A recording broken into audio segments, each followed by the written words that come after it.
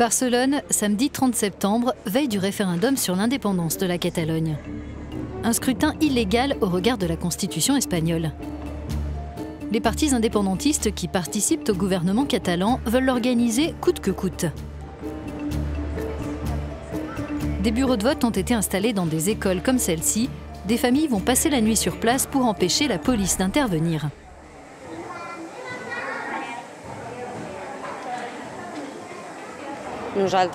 On est là parce qu'on veut exercer notre droit de vote. On pense que cette école doit être ouverte demain. Donc on s'assure qu'avec toutes les activités qu'on a mises en place en attendant, elle sera accessible demain pour que les électeurs puissent voter. Il y a quelques années, seule une petite minorité de Catalans était favorable à une séparation de l'Espagne. Aujourd'hui, les séparatistes rallient à leur cause des centaines de milliers de citoyens ordinaires comme Thaïs. Qu'est-ce qui vous a poussé à rejoindre cette lutte pour l'indépendance? Il y a un tas de raisons, mais peut-être que le moment décisif, ça a été en 2010. Pas seulement pour moi, mais pour beaucoup de monde, quand le statut d'autonomie de la Catalogne a été annulé par le tribunal constitutionnel espagnol. Beaucoup de gens ont été dégoûtés. C'était mon cas et celui de beaucoup de mes amis. Donc on s'est dit que maintenant, il est temps de commencer à changer vraiment les choses. La société catalane est fortement divisée. Ceux qui veulent rester au sein de l'Espagne sont souvent présentés comme la majorité silencieuse. Mais désormais, une partie d'entre eux veut se faire entendre.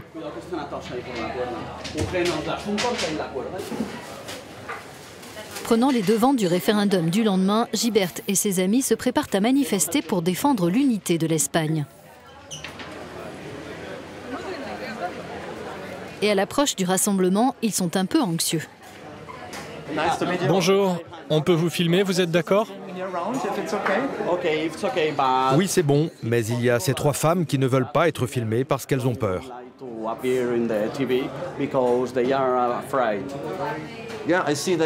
Je vois que vous préparez des drapeaux européens. Pourquoi voulez-vous les utiliser pendant la manifestation? On est sûr que la Catalogne ne fera plus partie de l'Union européenne si elle quitte l'Espagne. Peut-être qu'elle pourra redevenir membre au bout de quelques années, mais la Catalogne aura souffert d'ici là.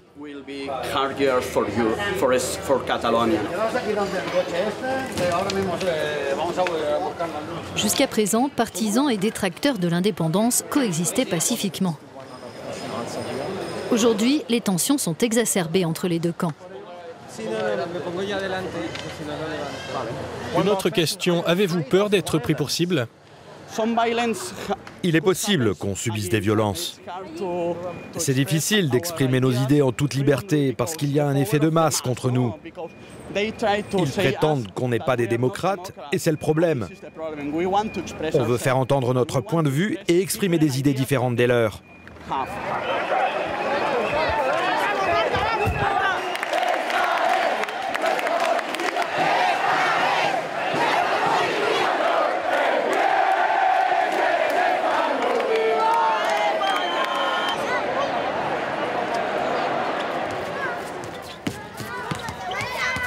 Le soir même, nous retrouvons Thaïs à l'école. Où sont les urnes pour le vote de demain? Personne ne veut nous le dire. Pendant que les enfants jouent, les parents s'organisent.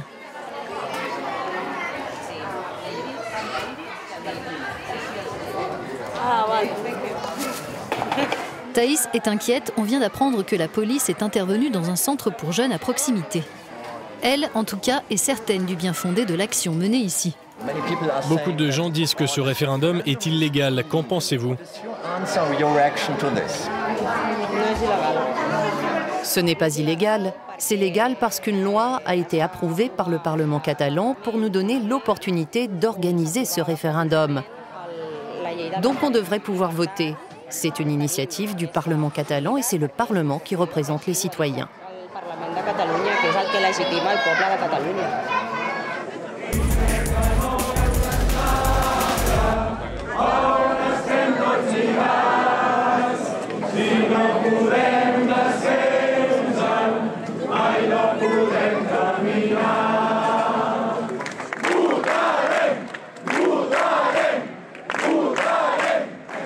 C'est le grand jour, le soleil ne s'est pas encore levé, mais des centaines de personnes sont déjà rassemblées devant l'école.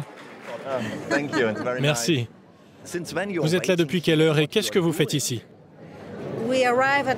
On est arrivé à 5 heures du matin pour protéger les urnes.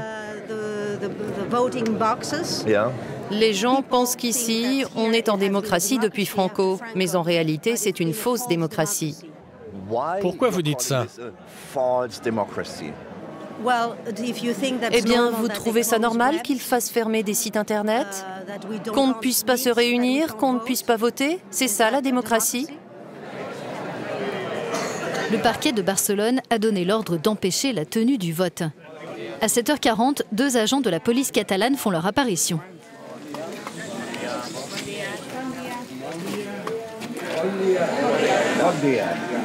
Qui est responsable ici?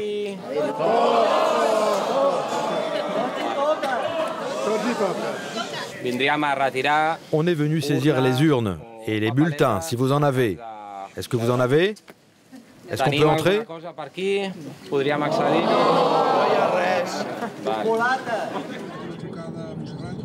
Si parfois les policiers se montrent ouverts à la discussion, ce n'est pas le cas partout. Nous nous rendons à Sabadell, au nord de Barcelone. La présidente du Parlement catalan doit voter dans une école où la police est sur le point d'intervenir.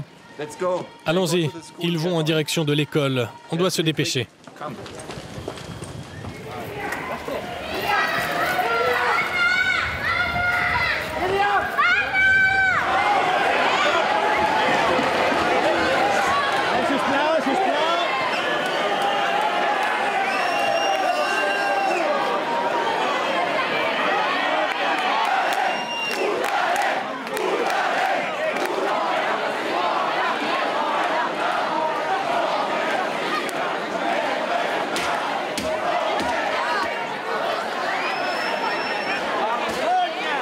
Ici, c'est la police nationale espagnole qui se déploie et emploie la manière forte pour rentrer dans les locaux.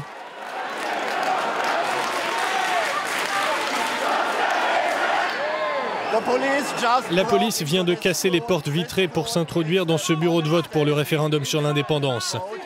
Ils ont forcé le passage et évacuent les gens qui s'y trouvent. Personne ne pourra voter ici.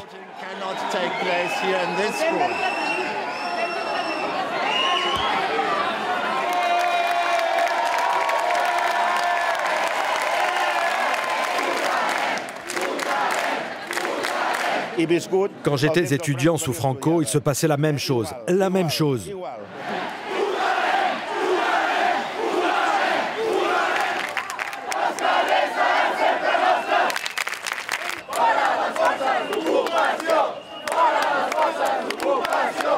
Nous apprenons que la présidente du Parlement catalan a décidé d'aller voter dans une autre école. Nous nous rendons sur place.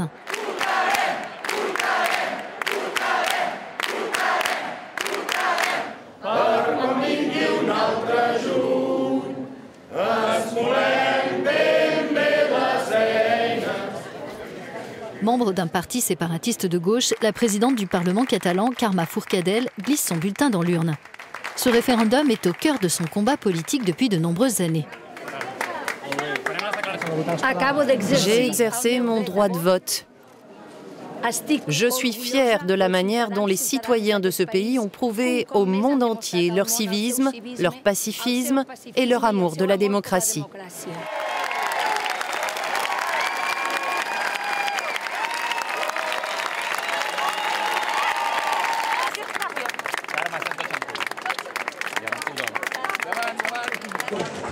Carme Forcadell est l'une des figures politiques de l'indépendantisme catalan. Nous la retrouverons très vite pour faire le point.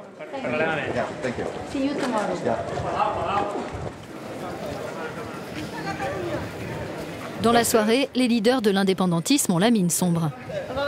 Le numéro 2 de l'exécutif catalan, Oriol Junqueras, ici à droite, et Jordi Sánchez à gauche, se rendent au siège du gouvernement catalan.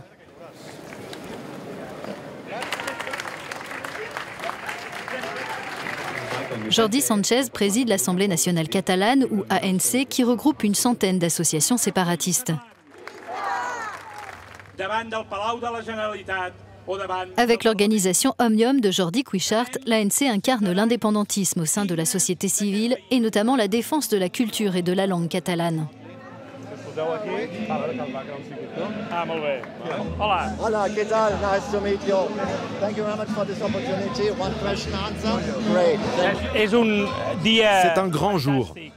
C'est une démonstration fantastique de démocratie. La citoyenneté catalane a montré une incroyable force civique. La répression menée par l'État espagnol a été sans limite. Le gouvernement espagnol fait honte à l'Europe. La citoyenneté catalane a gagné le droit d'être reconnue en tant que nation libre, à part entière dans le monde.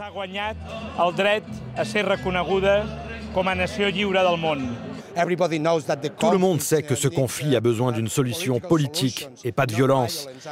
Et d'après l'article 7 du traité de l'Union européenne, quand un État utilise la violence contre des citoyens d'Europe, cet État est exclu de l'Union. Et c'est exactement ce que l'Espagne a fait aujourd'hui à l'encontre de la population catalane. Il faut que le Premier ministre Rajoy rectifie tout ça.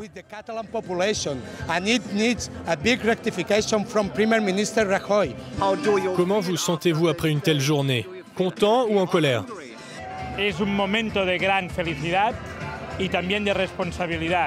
C'est un moment de grande joie et d'immense responsabilité. Cette appartenance à un pays qui peut résister à cette répression simplement parce qu'il veut exercer son droit à la démocratie devrait être reconnue par les peuples de toute l'Europe.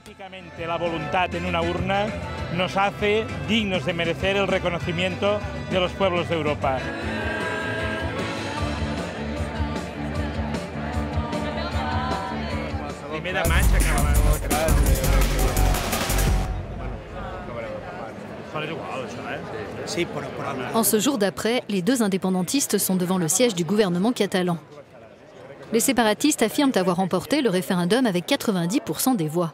Mais le taux de participation n'a atteint que 43%.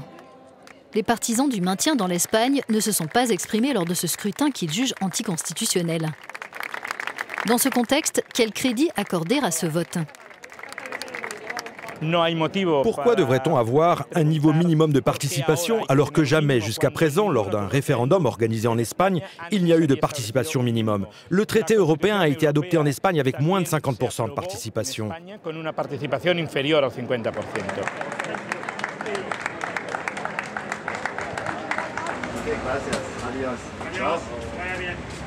Comment réagit-on dans l'autre camp?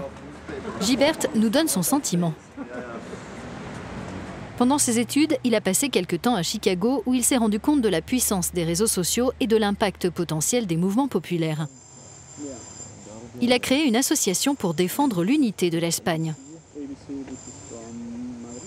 Vous sentez-vous catalan, espagnol ou autre chose? Expliquez-nous.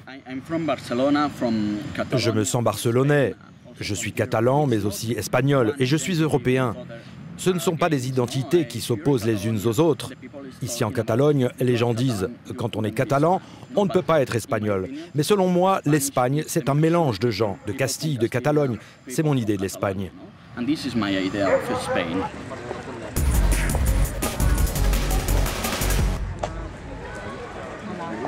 Nous retrouvons Carme Forcadell dans sa ville de Sabadell.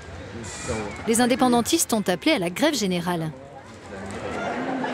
La présidente du Parlement catalan était enseignante avant de se consacrer à la politique locale puis au militantisme. Peu de temps après avoir rejoint l'organisation ANC, elle a été élue à sa direction puis a passé la main à Jordi Sánchez.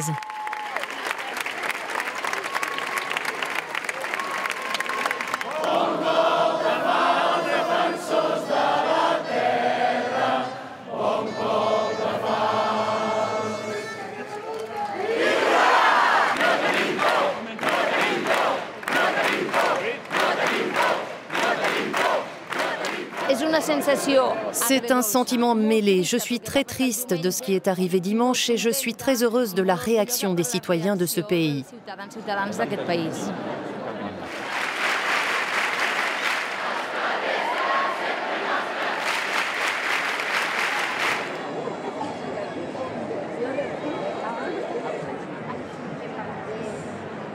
Est-ce que vous respectez encore la Constitution espagnole? Je respecte surtout les droits de l'homme. Le droit à l'autodétermination et le droit de tous les pays à décider de leur propre avenir. Je crois que les droits fondamentaux et la liberté démocratique sont supérieurs à toute constitution et même supérieurs au droit international. Tous ces gens ici, ils se sont unis par un même destin, mais d'autres se sont exclus et ils sont beaucoup dans ce cas. Ne risque-t-on pas d'avoir une fracture dans la société? Non, ça ne risque pas. La Catalogne est un État où il y a une grande pluralité. Je suis très fière de cette pluralité. Certains veulent l'indépendance et d'autres n'en veulent pas. C'est légitime et je respecte leur point de vue. La question n'est pas d'être ou non catalan. Il y a beaucoup de gens ici qui ne sont pas catalans, qui se sentent espagnols et qui parlent espagnol. Et ça ne pose pas de problème. Une partie d'entre eux veulent eux aussi l'indépendance de la Catalogne. Donc ce n'est pas une question liée à l'origine des personnes.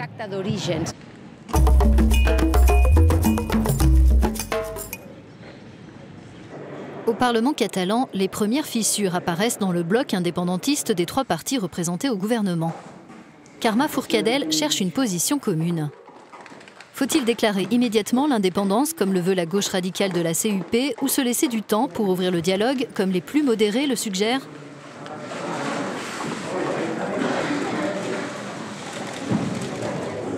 L'assistant de Carme Forcadell nous précise que de nombreux responsables catalans risquent d'être poursuivis, en particulier la présidente du Parlement catalan. Le séparatisme est un délit. L'un des principaux défenseurs de l'unité nationale espagnole, c'est Xavier García Albiol, le président de la branche catalane du Parti populaire conservateur. Quel est le principal message que vous voulez adresser à l'Europe? Comment sortir de cette impasse?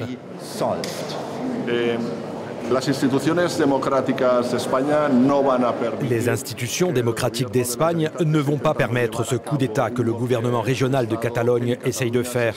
Ils ne réussiront pas. Donc nous allons utiliser toutes les ressources et tous les outils que la Constitution espagnole tient à la disposition de l'État démocratique espagnol. Et nous allons les employer en conséquence.